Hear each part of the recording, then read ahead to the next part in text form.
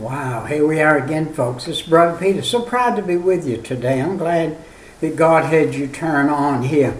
Now remember, these last three excerpts that we've done have been specifically for people who are wanting to be preachers, who are young men, who are willing to give themselves astutely to the Word of God and to the study of the Word of God. And as we talk, we have 6 rhetorical processes now combined in the formulation of a sermon. We had talked about some of those earlier in a different manner. Now we're going to name them and see what they are. These include narration. Now narration is how you present this here. Interpretation. Interpretation, each preacher needs to find out what the interpretation many times in the word is and what it stands for and what it's about. And then the illustration, find out how to illustrate that interpretation as you do it. And then the application is how you present the application of that word.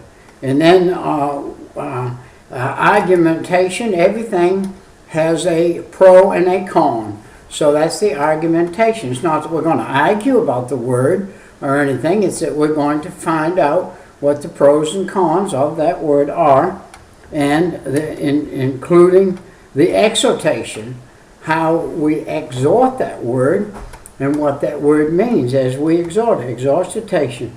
See, the Bible, a Bible lecture involves analysis, which is expanded by interpretation and illustration. So as we learn how to preach in our younger years, we learn how to use all of these. By the way, these never go away. These are the same you will use when you're middle-aged, when you're old, as I do now.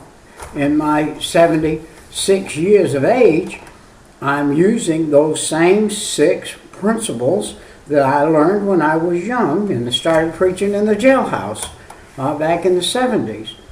And the uniqueness of a sermon is seen in its message. That's what makes it unique. The message comes out at the end of it as it's supposed to, which must be the Word of God in its aim, which is godly living, in its method, which adapts itself to the culture and the sentiments and the sympathies and the situation of the people and its spirit, in that it is delivered as a message from God. Our messages should be from God. You say, Brother Peter, are you a messenger from God? Yes, I am. I study His Word day and night, week in and week out, and I pray and say, God, give me the message you'd have me to have.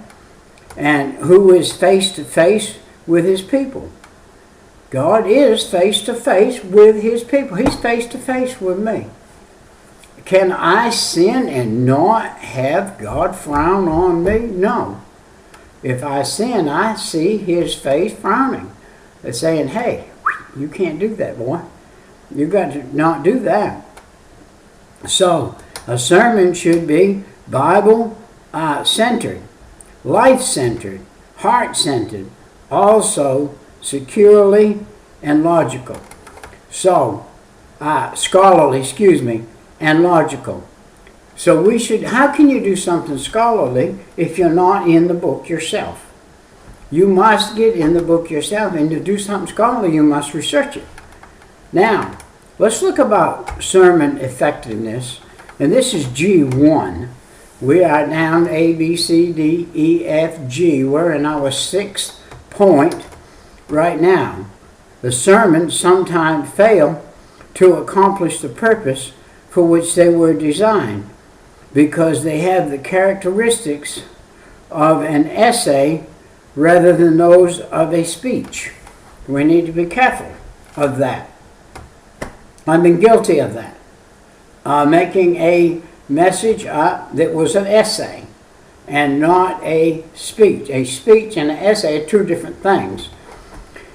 A speech is informative, an essay is telling what was, what happened, what already, but a speech is informative of what is going to be.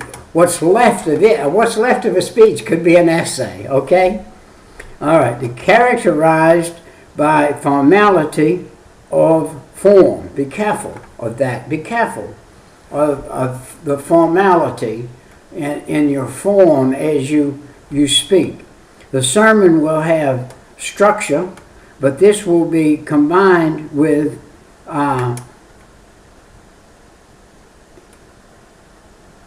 informality. We need to be familiar. I don't know, I can't say the word good, and you're going to find out as you grow in the word and as you go, and you're going to find words that you can't really pronounce. And it's informality. In other words, it's informal. The personality of the speaker will be evident. Be careful how you speak when you speak. Be careful of how you do it. Repetition is characteristic of a speech, whereas comparison of the words and ideas is a mark of the essay. So, here we go again. We're stuck between an essay and a sermon, and the formality of it, and the characteristic of it. We don't want it to be like an essay. I'm afraid that sometimes I study too much, too long, too deep, too hard on some things, and they sound like essays because I've gone too far in. And by the way, more than likely, on those times that I do that, I might be trying to preach in my own power rather than the power of God. I have to pray the power of God on what I say and what I do. If you don't have the power of God on it, you don't have anything. You just have an essay. And you can read essays all day long and throw them down. Doctors write them every day. They write them. I had so-and-so in here, his name was so-and-so, and has an essay of what everything that happened, and boom. Now, I know for a fact that we have a lady in our church. What she does, she reads doctors' essays. And she puts down what can be charged for and what can't be. And by reading what that doctor wrote, she can conceive how to send the bill out. It's time to choose the right word without taking the time to check its meaning and pronunciation in the dictionary. I've done that. I took that dictionary. I've got so many dictionaries over there, it's unreal, and books to get the interpretation of a word. And sometimes the interpretation is as long as a book. So you have to be careful when you're doing that. With an essay, the important thing is that which is put on paper, while in a sermon, the important thing is that which is the audience actually gleans from the message. So the people can glean from. I've read some essays I couldn't glean anything from. They were a bunch of statistics. And they weren't statistics that all fit as God would have them fit. Now when you're doing a sermon, you're giving a message that's alive. And it will trigger people to come to God and to want to know Him better. And the writer of an essay does not have to agree with that which is written, what he writes. A man can write an essay and not agree with any of it. I remember when I was a young man, I was in school, probably 7th grade, and we were to pick a subject and do an essay on it. And I did an essay on farm tractors. And I dug all the information I could out on farm tractors, and I wrote it all down. I did an essay on it, got an A on it. It's a beautiful piece of paper. But all it was statistics written down about that tractor and about all that. And it wasn't anything that I really gleaned anything from. And so if the preacher does not actually believe in that which he's preaching, it will become evident to his listeners. And quickly too. By the way, quickly. Very quickly. If you preach something you don't agree with, it will come very quickly to the audience. They will know it. An essay is interesting in the development of an idea, but the preacher is also interested in its application. The preacher is responsible for the application. You are responsible for the application. If you are going to stand before a group of people, my thinking for you is, if you're a young person and you want to develop preaching skills, that you start going to nursing homes. And you start having little meetings in nursing homes, and you have little preachings in nursing homes. Go to the jailhouse. I cut my teeth in the jailhouse. I preached 5 years, I think, straight in the jailhouse every Sunday. And so that's where I cut my teeth, in the jailhouse. And where I cut my teeth in personal witnessing was door-to-door knocking and filling up a bus. And I drove a bus for about 6-7 years maybe, and tried to bring in as many as I could. Many Sundays we brought in 30 on the bus. And the only way you did that was door-to-door knocking, personal touching, personal talking to people about the Lord Jesus Christ, about getting on that bus and coming to church. Do you know that we still have out there right now people that fit the description of bus riders? If we had door knockers, we would have buses running right now. I don't know what made us think that we had moved beyond that.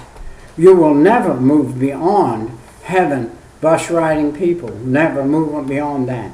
We still have those people. And we still could be driving old school buses painted out with our church name on them, out there going door to door and filling them up. And so preachers need to have an interesting application. G2, the second part of G. Sermons sometimes lose their effectiveness in that they seek an elaborate or a ovation.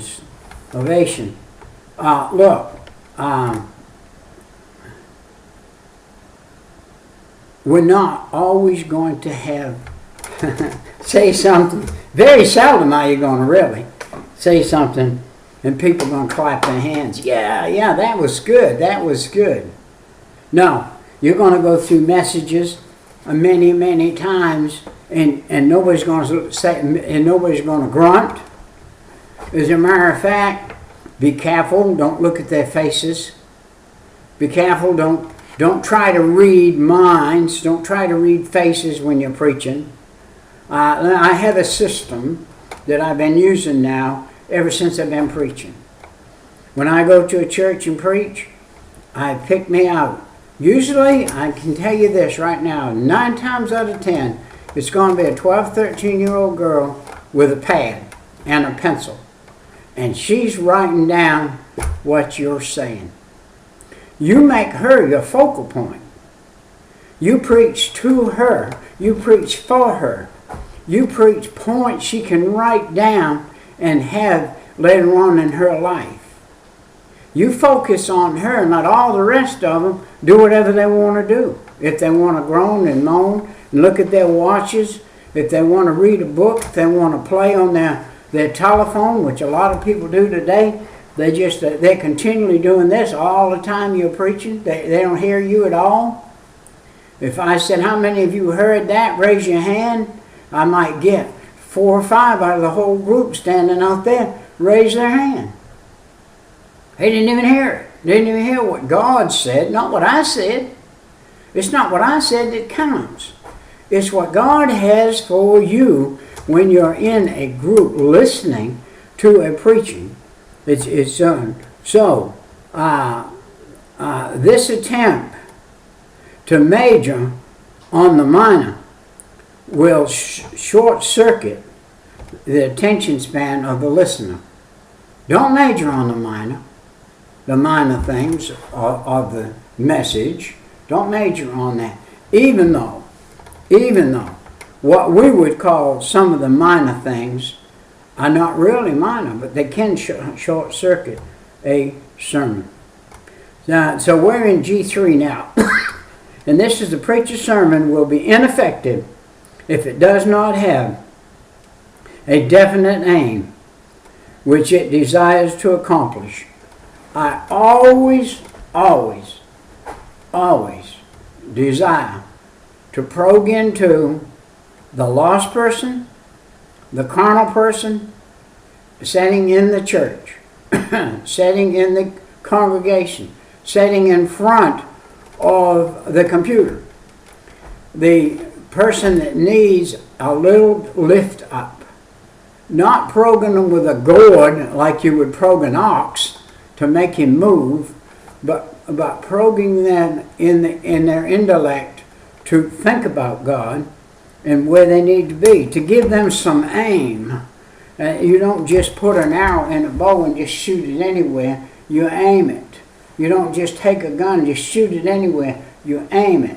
You don't just take the Word of God and just shoot it wild. You aim it. And you have to aim at something. And the response must not only be definite, but also should not be so great that it is impossible that it can be attained. We have to be careful of that.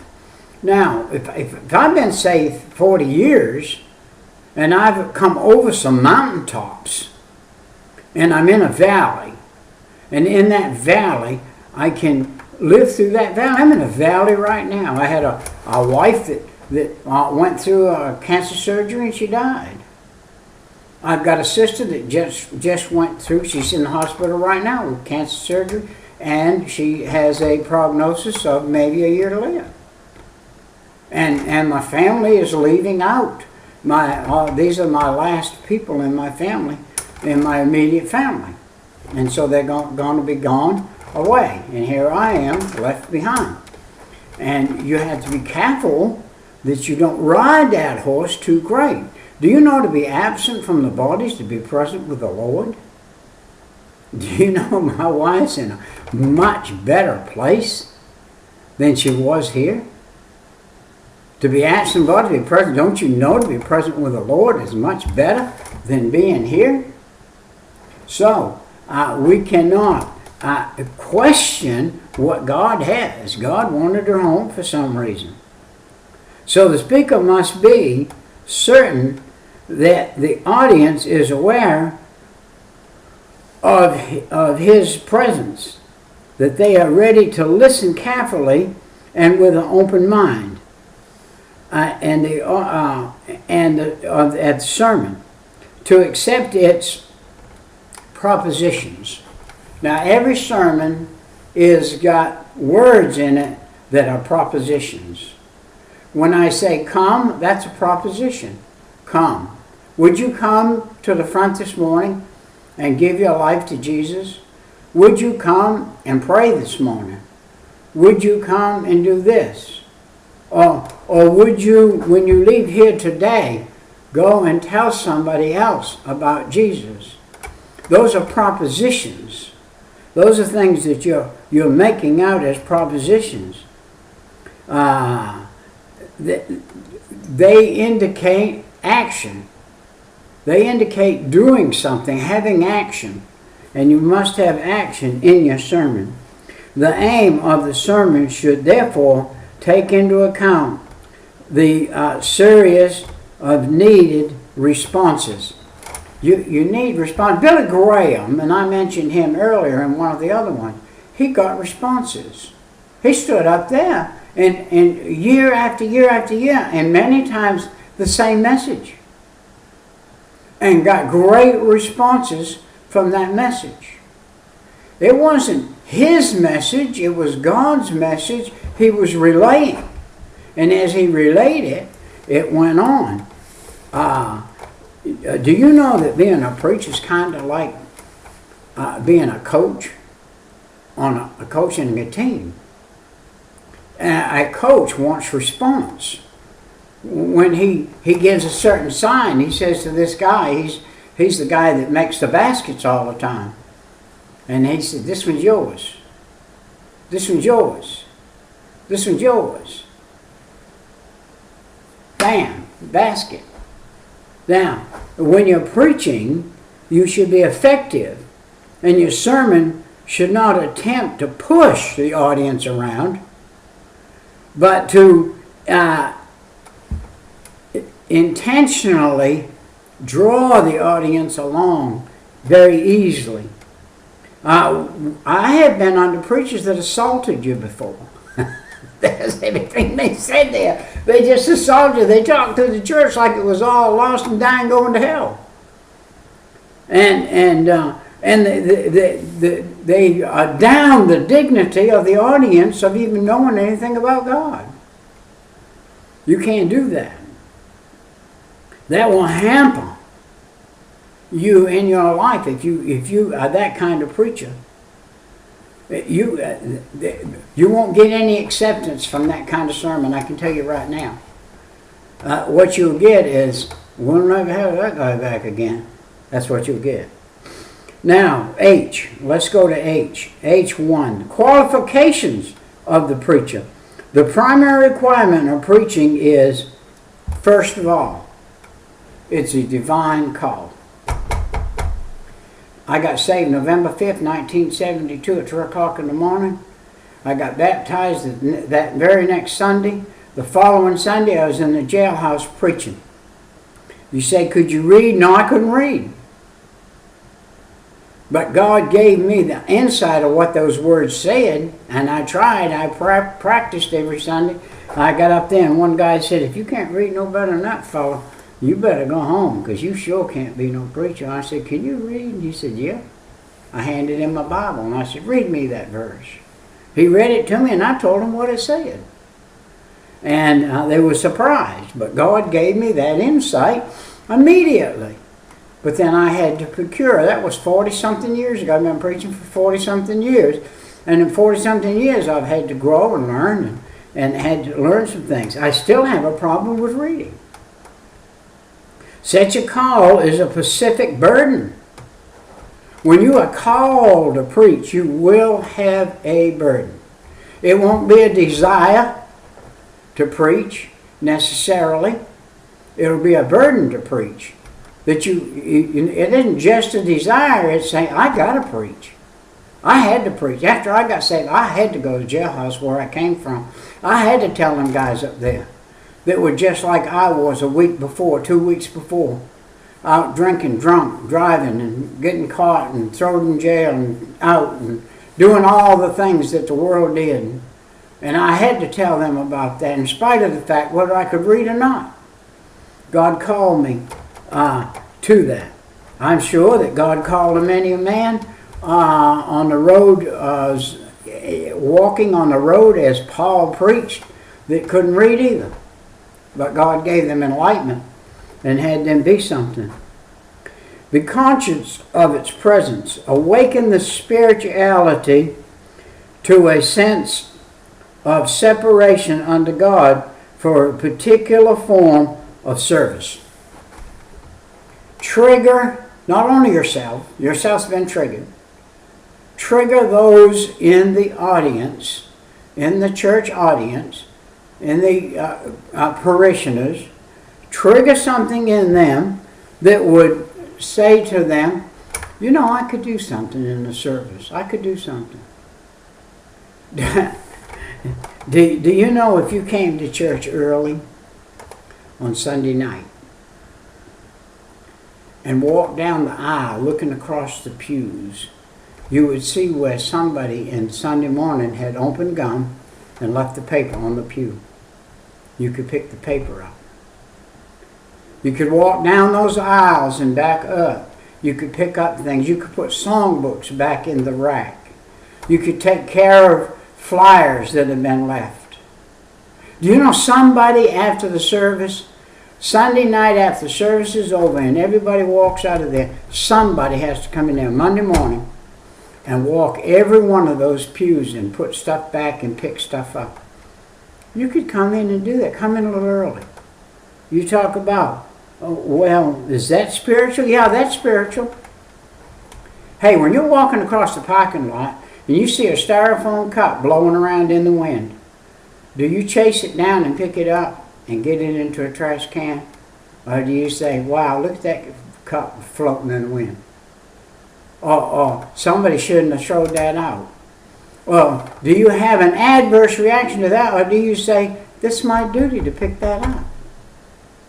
As you walk, do you chew gum and throw it in the parking lot so somebody steps in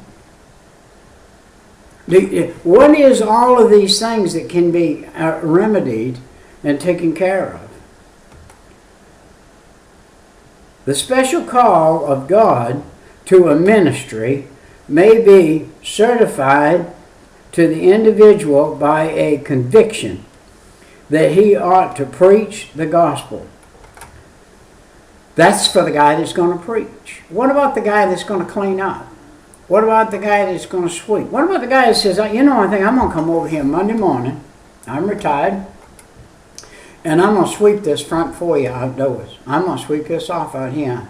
I'm going to get this sand, it rained, and this sand has washed down around this front foyer, and we're walking it in the church. I'm going to bring my shovel over here and a bag or something. I'm going to clean this up.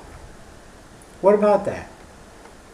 What about when you're talking to those sitting in the pew, you can mention many things that would help, that would cause somebody to say, you know, I could do that. You know, I could do that. Mary and Martha.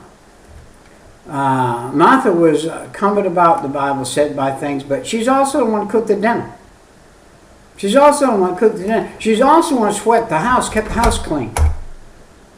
Hey, do you know that when Lazarus died, who came to Jesus? Huh? Martha. The one that was always cumbered about. Mary was always talking with Jesus. But she didn't come to Jesus. Martha came to Jesus. See, Martha had a faith that wasn't always seen like Mary's was. Mary was always talking with Jesus. She was always seen in the front line and everything. But when it came down to rubber meets the road, Martha came and did the talking to Jesus. And so, listen, the third element in the possession of the physical and mental qualifications. First thing is, you don't have to be physically healthy to be a preacher. We had 2 or 3 preachers. I can't remember all of their names right now. One of them's name was Ring, and he had very debilitating body functions, and lots of kinds of this kind of stuff. But you know what? He preached a message that moved the church. That moved the church. See, God can use anybody. He can use you if you're in a wheelchair. We have a man that comes in a wheelchair. He has no legs. And Dr. Tim Lee has no legs. He comes and preaches strong messages. He's a Marine. He preaches messages that are a little bit hard, a little bit stiff, but they have meaning. Physical and mental qualifications. There is no adequate substitute for a man to be conscious of a divine call to preach. If you're called to preach and it's a divine call, there's no substitute. Yes, you can go be a Sunday school teacher, but that's not a substitute for preaching. He must be girded by a vision of Christian truth and motivated by a driving passion to share that truth with others. This divine call to preach the gospel presupposes a personal experience of trusting Christ for salvation and a yieldness on the part of the individual to the lordship of Jesus Christ. We have many people who perhaps have believed that they were to be missionaries when they were to be preaching missionaries. To be a missionary on the field, many, many preachers have come off the field as missionary preachers. And they're good. And they've learned. But to be called as a preacher is not necessarily a call to be a missionary on the field. You can be a missionary at home, right here. I'm called to be a home missionary. I'm called as a preacher, and I'm a home missionary. I do mission work every day. My life is mission work from the time I get up in the morning till I go to bed at night. What is mission work? That's talking to individuals. That's talking to your neighbors.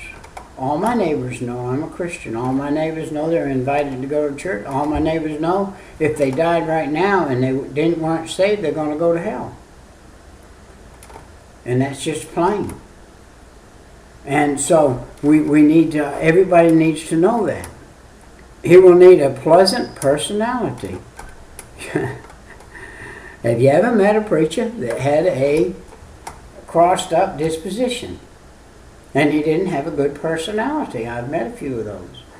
And as a matter of fact, I was cut down, very, very cut down, very rudely one day by one of them. He should possess common sense too. You know, a little common sense goes a long ways if you're going to be a preacher. He'll need a pleasant personality. He'll need good physical health. It is necessary for the greatest effectiveness. There is a need for moral earnestness and steadiness. He must possess spiritual insight, which will evidence itself in his ability to develop spiritually and to exercise judgment in spiritual matters. It doesn't matter not what question anybody in your audience asks you, or in your church, or in your group of people, or wherever you are, what you teach. It matters not what kind of question they ask you. There will be a spiritual answer. There will be a spiritual answer. You need to. It's a necessity that you possess the ability to find that spiritual answer for that question, whatever that question be. I've had people say, do you think it's a sin to smoke? I know it is. If for no other reason, other than it affects you bodily. It's opposite from what God would have you do with your money in the first place. It's opposite of what God would have you do with your body in the second place. And it is one of the biggest worldly things that people in the world do. That's the third place. And it's proven, it says right on the back, these things may give you cancer. Let's look at physical gifts. Evidence in a good appearance and constitution would be helpful. Let me tell you, it's constitution, but anyway, let me tell you this. This is how I dress during the day. I'm going down to the store. I'm going to dress like this. And I'm going to carry my tracts, and I'm going to take a tract out and I'm going to give it to somebody, and I'm going to say, if you died right now, would you go to heaven? And they're going to accept it. Why? Because I look like a preacher. And they say, I thought you was a preacher when I saw you. I usually carry tracts in a New Testament. I carry these little New Testaments, and I give them a tract in a New Testament. And the appearance is very helpful. If one has a potential for preaching, such should be evidenced to those who know him best. If I have a potential for preaching, which I do, it should be, for those who know me best, that I am a preacher.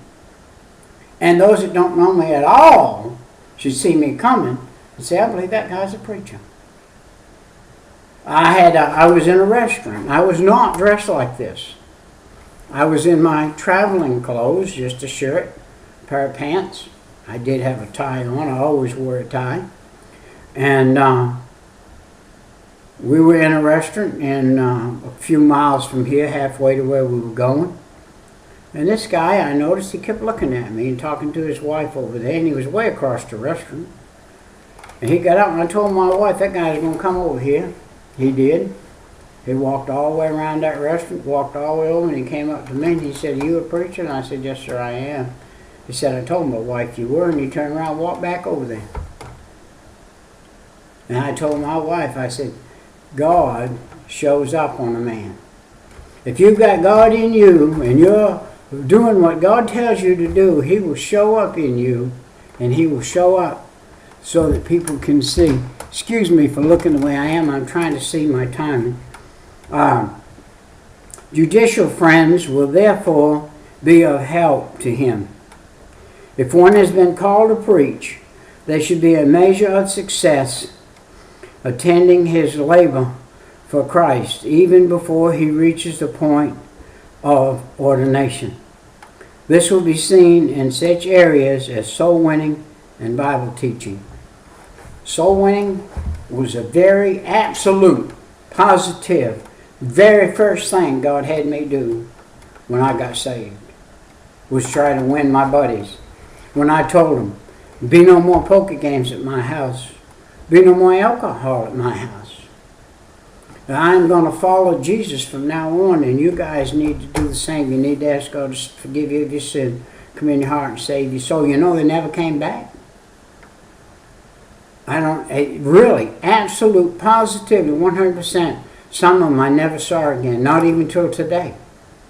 I never saw them again. The preacher is a prophet who bears a message from God and speaks with divine authority. The preaching of Christ is the preeminent business of the preacher. The Holy Spirit will work through the preacher to counsel and convince and convert men, thus bringing them into the immediate and vital contact with God. And that's what happened to me when God spoke to me. I'm sure that before the day that God spoke to me, that many people had spoke to me, and I hadn't paid any attention. But God got my attention. H4. The preacher must come to his message by working laboriously for it, using all the resources of the spiritual and intellectual life in his search for truth. But at the same time, he must receive it from God. This message I'm doing right here, right now, I have labored many hours in. You say, Brother Peter, you kind of stumbling through it right now and this. Yes, I've got it circled, marked, check marks, all kinds of things. Been through it, been through it, been through it. But when you get up here to put it on, it's a different ballgame. You can practice, and you can hit home runs in practice, one behind the other. You get up there in the big game, and that pitcher pitches, and you can't hit a ball. What happened? You're in the real thing. Now you're in the fire. Now you're up there. And that makes a difference. And when you stand behind that podium, don't think the devil ain't going to come after you. Don't think you're not, hey, you got a message you preached all week. You preached it to the doorpost, you preached it to the door, you preached it in the car, you banged your steering wheel, and you preached it all through work, and you preached it all week, and then you get up there in that pulpit, and you say, where'd it go? Where did that message go? I had it nailed down. These words that I'm reading right here Some of them I'm having a trouble with. Words like responsibility of the preacher. The words like responsibility.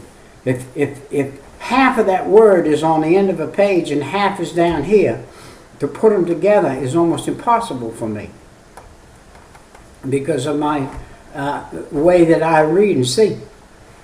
If a preacher is going to be at his best for God, he must recognize that he has certain responsibilities toward himself, his family, his community, and his church.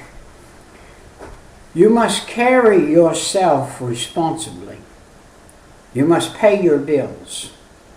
You must not be a cheat. You must not be a liar. You must not be a user of the people in your church. And you must not even suggest, say, hey, you mow lawns, don't you? And the guy says, yeah. And he said, my lawn needs mowing bad. That's incorrect. You should have never done that. You should have never said that. You should never do that. If your lawn needs mowing and you're a preacher, get your lazy butt out there and mow it. That's what I can tell you. You just get your butt out there and mow it yourself. If somebody comes along to help you then, fine. But you get out there and mow it. Matter of fact, while you're mowing it, go over and mow the neighbors. I can't say that without telling you this. I mowed my neighbors. The other day, my lawn needed mowing desperately. I noticed that hers did too. So I mowed hers first and then I mowed mine. And that's the way we should do. Look at our neighbor. Hey, there's nothing wrong with you taking a lawnmower, walking out of your yard and walking down the street to and here's a good manicured lawn, here's another manicured lawn, here's a lawn that needs manicuring. Well, it's not manicured for some reason, and that reason just might be that you could help. So you crank your lawnmower up and you mow that grass. And if the person does come out and say something, say, well, your grass is mowed. If they don't come out and you want to knock on their door and find out, are you sick? Is there some reason? Can I do anything for you? Can I help you in any way? And if they're lost and they're sick, you more than likely will win that person to the Lord by a little bit of action. You say, but I'm a preacher. Wow. Preacher that doesn't excuse you from being a human being and being a worker. Yes, you can study, but if you're an inactive preacher, physically, you're probably not very much of a preacher in the pulpit. Because if you want to be a preacher in the pulpit, you've got to show it outside of the pulpit. So when you do get in the pulpit, God can bless you. He should keep his conscience clean toward God and man. This will mean that he must be quick to admit his error when they occur and quickly to seek forgiveness when he has transgressed. There should be times especially set aside for self-examination, self-discipline, and control of the passions. Constant vigilance is needed in all of these areas. He will do well to read the 3rd chapter of James and to make sure that his tongue is under control of the Spirit of God at all times. Wow. You got to be under the control of the Spirit of God at all times if you're a preacher. I mean all the time. Be careful how you sit on a corner with a friend in the church and visit and do frivolous talk. I've seen it happen. I've seen more than one preacher take up with somebody and spend much time with them, become the talk of the church. Well, he don't ever come see me, but every time I go by, he's sitting down there talking with that guy. Your duty as a preacher is you need to, you say you got 300 people, 365 days in a year. Do you know that means you could visit one of those people once every day and not miss anybody? And if you got 600 and 700 people, you could visit 2 a day and not miss anybody in the church. Once a year, you'd visit everybody in the church if you're a preacher. Do you think that's vital? I think it's very vital. I think it's very, very vital that the preacher visits the home of people and sees where those people live, especially if those people are tithers. They give a $40, $50 tithe every week. That means they make very small amount of money. And when you visit them, it means a lot. It is taken for granted that a family altar will be found in the home of each preacher. We take for granted that our preacher would have a family altar. I would believe he does. And I believe it's important. I believe in my life, throughout my life, my years of preaching, whatever, I failed in that area sometimes. But I did attempt to do it. But it's funny how that would fleet away, and then you get it back, and then fleet away, and you get it back, and then fleet away. The older the kids get, the harder it is to get them together. It is necessary that a preacher exert constructive leadership in the home in all areas, including spiritual life. The preacher should seek the careful leading of the Lord in selecting of his helpmate. The preacher's wife may make or mar his effectiveness unless she is one with him and his work. She will tend to draw him away from his work. She must be one who will act wisely in respect to the congregation. This will demand, among other things, that she will learn to keep silence in 7 languages. Oh me. Talking about the 7 body languages, to keep silent in those languages. Listen, our time has come and gone. This was another excerpt for up-and-coming preachers. To finish the thing about the 7 languages, she must also be willing to refuse election to a church office. A preacher's wife should not be an officer in the church, because that gives her authority even over her husband at times. But be willing to encourage, to soothe and help others. And the preacher has a responsibility to discipline his family in such a way that they will be good examples of Christian living. It's very difficult. A young preacher with 4 or 5 children, it's very difficult to keep those children reined in to where you will not have some type of problems at different times. It would be wise, perhaps, if you're a preacher with 4 or 5 children and you have a small church and whatever, to try to rein your children in, but every now and then to inform the people in that church that your children are children. And because they are children, they're going to act like children. And because they're preacher's kids, they're still going to act like any other child does. Just because they're a preacher's kid, they're not going to act different than others do. And it's always been a touch of a problem to have 4 or 5 kids in the church and you be a preacher and in your own church. And because they're children. And you will always have that person who says, you know, I think we might ought to fire that preacher. His kid's real wild. Well, the kid might not just be real wild. You just might be too old and he appears to be real wild. But you need to be careful of this. When it comes to being a preacher's one thing. When it comes to being a full-time pastor, that's totally a different matter.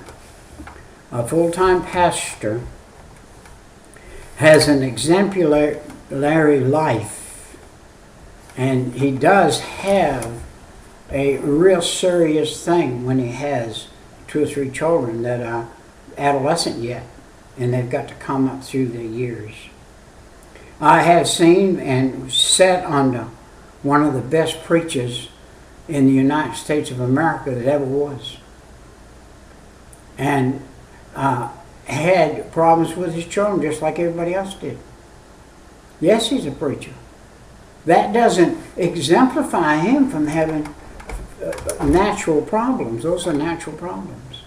So as you grow now, and as you become a preacher, young man, and this is what I'm talking about, young man preaching, you need to pay attention to these things.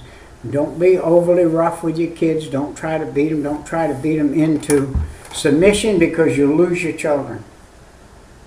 You have to pray them into submission. You have to sit down. You have to reason with them and say, look, for this reason that we're following God, and for this reason I need you guys to be a little exemplary in some things over here. And so it's not the easiest thing in the world to do. Well, our time's come and gone. We'll see you next time. It's Brother Peter with tidbits from the Word, and this message is for young coming up preachers. We'll see you next time. Bye-bye.